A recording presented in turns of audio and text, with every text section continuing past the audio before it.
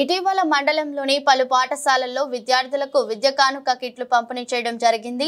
ఈ యొక్క పంపిణీ కార్యక్రమంలో ఏమాత్రం ప్రోటోకాల్ పాటించకుండా మండలంలోని స్థానిక ఎంపీపీని, జెడ్పీటీసీని, ఎంపీటీసీలను గాని సర్పంచులను గాని కార్యక్రమానికి ఆహ్వానించకుండా మండల స్థాయి అధికారులు ప్రవర్తిస్తున్నారని, అలాగే ఈ కార్యక్రమంలో ఏమాత్రం ప్రోటోకాల్ లేని వ్యక్తులతో పంపిణీ చేయిస్తున్నారని పెద్దకడుపూరు మండల అధ్యక్షురాలు బాపురం శ్రీవిద్య మండిపడ్డారు।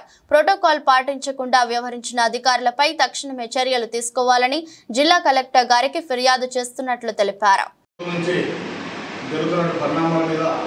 ముఖ్యంగా వివిధ శాఖల అధికారులకు మేము తెలియజేయగా ప్రజల చేత ప్రజాస్వామ్య పద్ధతిలో ఎన్నుకోబడిన ప్రజాప్రతినిధులకు ప్రోటోకాల్ పాటించాలనేది ప్రభుత్వ నిబంధన।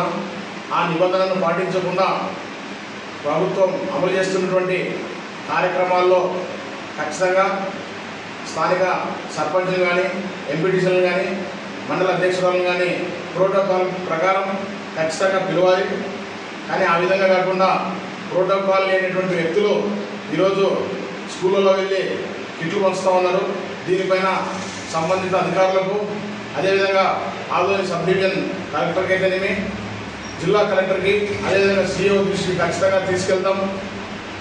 స్థానిక ప్రజాప్రతినిధులను విస్మరిస్తే మాత్రం ఖచ్చితంగా అధికారుల మీద చర్యలు తీసుకునే విధంగా మేము పోరాడతామని చెప్పేసి ఈ సందర్భంగా మేము తెలియజేస్తా ఉన్నాం। అంతేకాకుండా గతంలో సర్పంచుల మీద తెలుగుదేశం పార్టీ ఎన్నో పోరాటాలు చేసింది।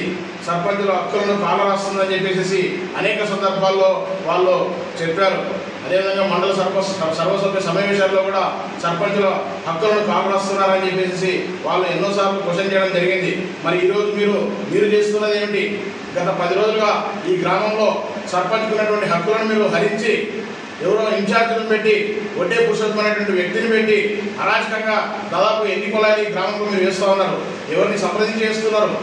ఈ దేనికోసం ఇస్తున్నారు? మీరు చేసేటువంటి పనులు ప్రజలు ఆల్రెడీ సిగ్గుతో తలదించుకునే విధంగా సమాజము మిమ్మల్ని ఆల్రెడీ దుమ్మెత్తిపోసే విధంగా మీరు వ్యవహరిస్తూ ఉన్నారు। ఇది సరైనటువంటి పద్ధతి కాదు। ప్రజాస్వామ్య వ్యవస్థలో ప్రజల చేత ఎన్నుకోబడిన సర్పంచ్కి కనీస సమాచారం ఇవ్వాలి।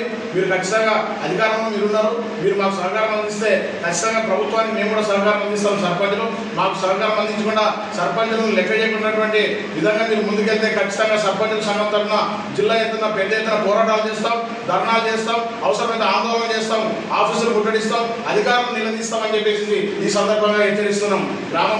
గ్రామంలో ప్రతి ఒక్క చిన్న పని కానీ పెద్ద పని కానీ సమస్యలు వస్తే సర్పంచులు పెద్దనం మాత్రం మీద ఇది ఎక్కడ న్యాయం అని చెప్పేసి ఈ సందర్భంగా తెలియజేస్తా ఉన్నాం। ఎందుకంటే గ్రామంలో ఏ చిన్న సమస్య వచ్చినా ఖచ్చితంగా సర్పంచ్ దృష్టికి ఖచ్చితంగా తీసుకురావాలి, సర్పంచ్ ఆధ్వర్యంలో జరగాలి।